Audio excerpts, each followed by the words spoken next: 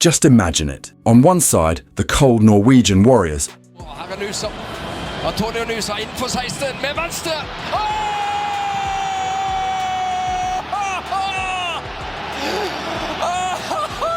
Spill masse plass. De marker på etterskudd. Her da! Det kommer en til! Det kommer enda en! Støtteapparatet stormer banen! Norge fillerister! On the other, giants like France, Argentina, Spain, England, and more. The path Norway have to face. After 28 long years, Norway have shattered expectations. They didn't just qualify for the 2026 World Cup, they did it with authority. Suget til Italia. Strand Larsen. Kan du også få det landslagsmål her nå da? Det kan du vel! Det kan du vel! Selvfølgelig kan du det!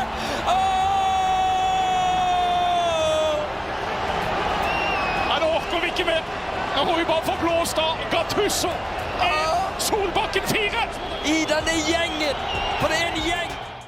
The story has changed. Norway are no longer outsiders. They are emerging as one of the most dangerous dark horses of this tournament. When people think of this new Norway, one image comes to mind: dominance in qualification. Erling Haaland is in peak form, and this may be the strongest squad Norway has ever assembled. Attack, midfield, and structure. Everything feels balanced, and the world noticed it during the qualifiers. That statement win against Italy was the moment. It's Haaland! It's 3! We were to account for both games. We lost 7-1.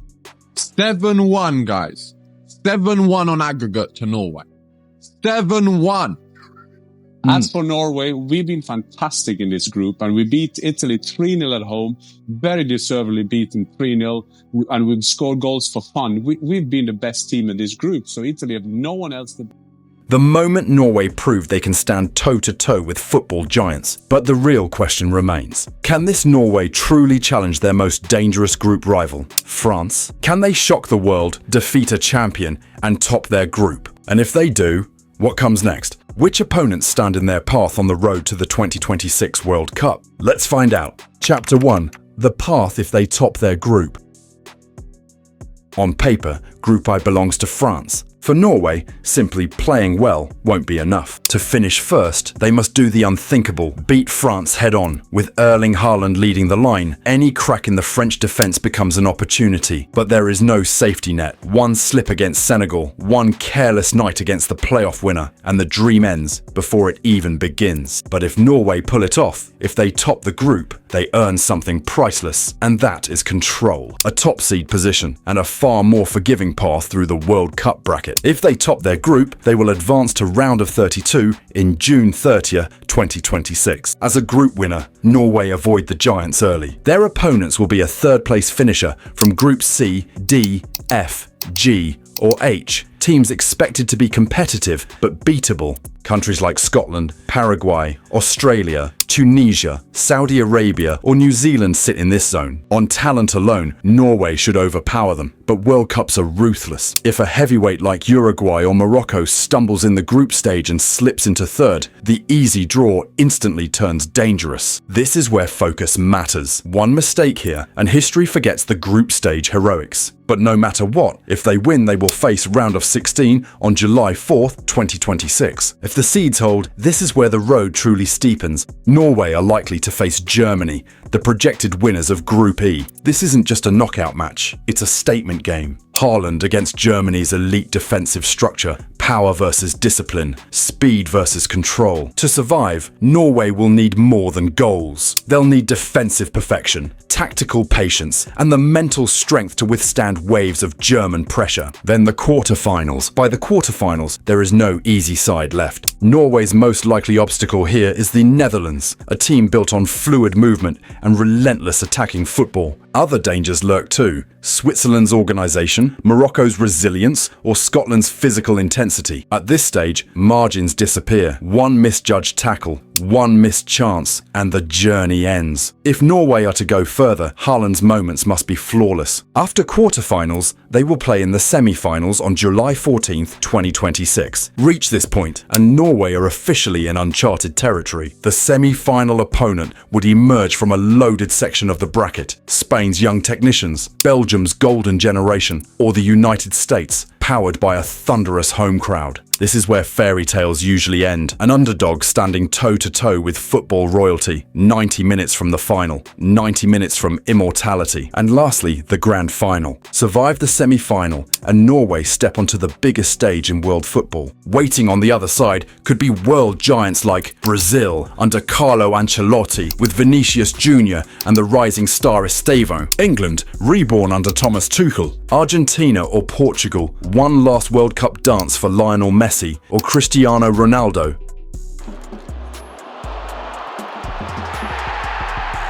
This would be Norway's first ever World Cup final. Haaland versus the world's elite. A nation chasing history against football's greatest powers. Winning group. I gives Norway a decisive advantage. It delays clashes with the tournament's monsters and opens a path where belief can grow with every round. It's the cleaner road, the smarter road, but many believe this outcome is unlikely. So what happens if Norway finish second instead? Let's take a look.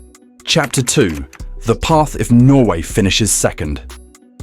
Finishing second behind France may look like the realistic outcome for Norway, but realism comes at a brutal cost. Because second place doesn't offer safety, it sends Norway straight into the harder side of the 2026 World Cup bracket. To secure second in Group Y, Norway must first survive a physical Senegal and a dangerous playoff winner. On paper, Norway has the edge, but World Cups punish complacency. One drop point, one bad night, and second place turns into an early flight home. If Norway survives, their reward is not relief, but danger. In round of 32, as runners-up of Group Y, Norway are sent to face the runner-up of Group J, a group likely containing either a global powerhouse or a battle-hardened Asian contender. Whether it's a disciplined South Korea or a relentless Algerian side, this match becomes a physical war. There are no tactical luxuries here. Norway must win, and once again, everything depends on Haaland's efficiency, because one missed chance could end the entire journey. After that comes round of 16, possibly on July 5th, 2026. Survive the first knockout, and Norway are likely rewarded with England, the projected winners of Group L. This is where the story turns cinematic. Haaland against his Premier League rivals.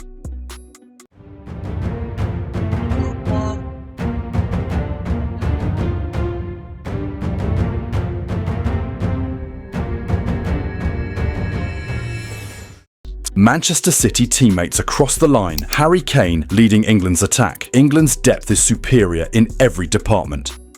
And Kane is going to go for it. Has he beaten Shearer?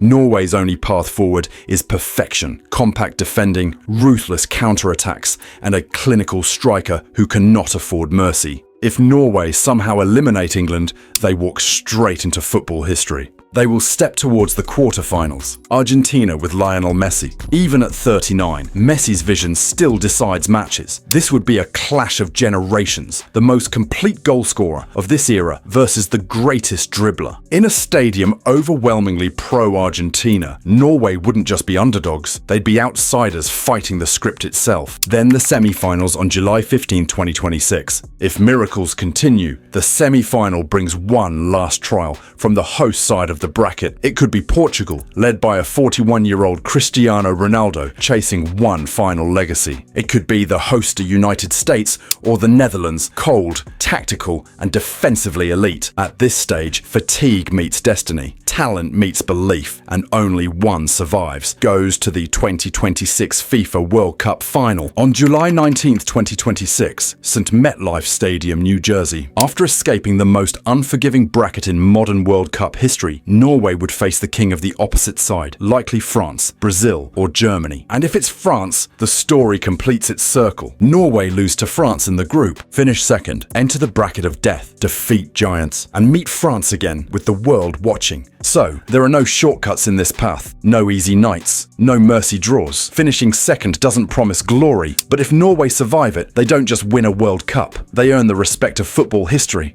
Chapter 3. Tactical evolution and the rise of Norway's golden generation. Norway are no longer a collection of talented individuals waiting for moments of transition. What has happened since 2022 under Ståle Solbakken is a quiet but profound transformation. This team has evolved from a reactive, counter-attacking side into one that can control tempo, dominate physical battles, and impose structure against strong opponents. For the first time in decades, Norway possessed depth in every department, allowing them to adapt tactically rather than survive tactically. At the back, stability begins with experience. Ørjan Nyland remains the undisputed first choice between the posts, offering calm decision-making and leadership that anchors the defensive unit. Behind him, Norway are no longer exposed to uncertainty. Egil Selvik and Mathias Dingeland provide reliable cover, while young Sander Tangvik represents the future, ensuring continuity rather than desperation if rotation is needed. The defensive line itself reflects Norway's new identity: balanced, aggressive and flexible. Julian Ryerson's relentless energy on the right blends perfectly with the physical presence of Christopher Ayer and Leo Skiri Østegård at centre-back, a pairing built to handle both speed and aerial duels. On the left, David Müller-Wolf adds modern fullback qualities, capable of contributing both defensively and in build-up. Depth is no longer a weakness either, with Andreas Hanche Olsen, Torbjørn Heggem, Marcus Holmgren Pedersen and Fredrik Andre Bjørken offering tactical alternatives depending on the opponent. The real transformation, however, lives in midfield. Martin Ødegaard is the axis around which everything turns. The captain, the controller, the mind of the team. His technical intelligence is reinforced by Sander Berge's physical dominance and Patrick Berg's positional discipline, creating a midfield that can both protect and progress the ball. On the flanks, Norway now possess true game breakers. Antonio Nusa and Oscar Bob introduce unpredictability, elite dribbling, and creativity that forces defenses to stretch. Even from the bench, quality remains constant, with players like Christian Torstvedt, Morten Thorsby, Aaron Durnham, and the technically gifted Thalo Asgard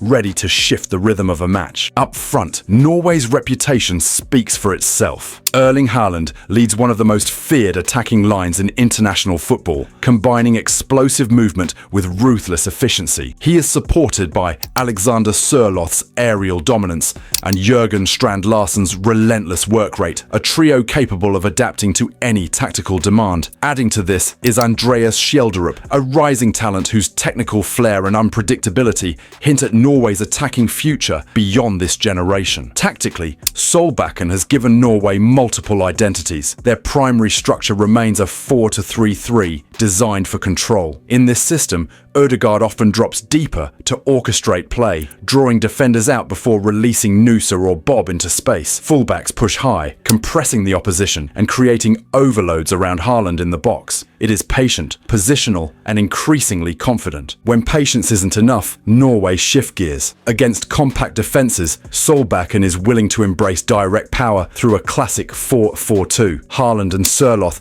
operate as twin towers, overwhelming defenders with physicality and aerial threat. The approach becomes vertical, aggressive, and unforgiving, focused on crosses, second balls, and sustained pressure. Against elite nations, pragmatism takes over. A 4-2-3-1 provides defensive stability, with Berge and Patrick Berg forming a protective shield ahead of the backline. In these moments, Ødegaard moves into a pure number 10 role, acting as the launchpad for rapid transitions. One clean interception, one forward pass, and Haaland is already running at full speed into open space. This is why Norway can no longer be dismissed as potential alone. With a world-class spine, tactical flexibility, and elite attacking weapons, this squad represents something rare in Norwegian football history. Not perfection, but genuine threat. This current squad rating 8.5 out of 10. But challenges isn't easy either.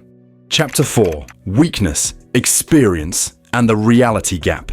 Norway is getting stronger, but in the context of the 2026 World Cup, they are not among the top 5 contenders yet. FIFA currently ranks Norway outside the elite tier, and for many fans, simply returning to the World Cup after 28 long years already feels like a victory. And in a way, it is. Qualification alone broke a national curse, but lifting the trophy is a completely different war. This Norwegian generation has huge potential, especially going forward. With Erling Haaland leading the line and Martin Ødegaard controlling the tempo, their attack can hurt anyone. But football at the highest level is not only about talent, it's about experience under pressure. Ståle Solbakken system is built on balance and structure. It works well against mid-level opponents, but when Norway faces the pace of France, the dribbling and chaos of Argentina, or the generational creativity of Spain's young core, that system is tested to its limits. When people talk about Norway, they talk about goals, they talk about Haaland, they talk about attacking power. But when you look deeper, the defensive line, the depth, the goalkeeper unit. This is where questions remain. In World Cup football, one mistake ends everything. Norway still needs to grow stronger in these areas to survive the late stages. Statistically and realistically, based on current form, squad depth, and tournament experience, Norway's chances of lifting the 2026 World Cup sit at around 3%, significantly lower than giants like Argentina or Spain. Beating teams like Israel, Estonia, or Moldova is one thing. Facing the world's top 10 under knockout pressure is another. Still, football has always respected belief. Haaland speaks with quiet confidence. Ødegaard carries responsibility beyond his years. If luck aligns, if form peaks at the right moment, and if opponents lose confidence even for a second, Norway could shock the world. Maybe not by winning it all, but by going further than anyone expects. This team is not finished. They are growing, slowly but powerfully. And sometimes that's how history begins. So the question is, who is really going to win, France or Norway? Click the video for your answer.